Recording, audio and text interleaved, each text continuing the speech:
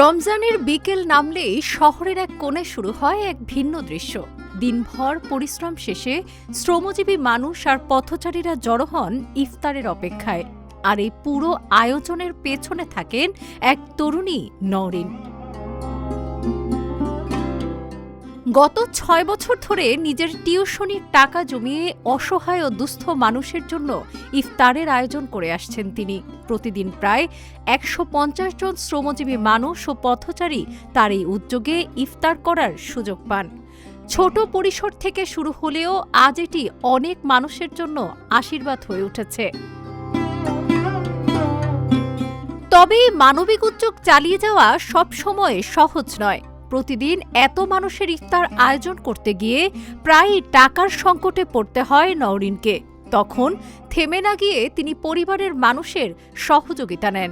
সেই সহায়তাতেই আবারও নতুন করে শুরু হয় ইফতারের আয়োজন।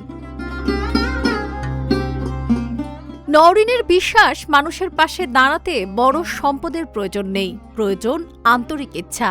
সামর্থ্য সীমিত হলেও যদি ইচ্ছা থাকে তাহলে অনেক মানুষের মুখে হাসি ফোটানো সম্ভব।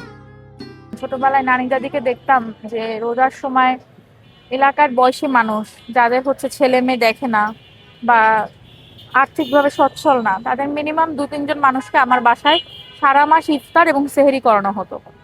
ঢাকায় একটা বড় ব্যাপার যে আপনার বাসায় কেউ নক করে আপনার কাছে খাবার ইফতার চাইবে না।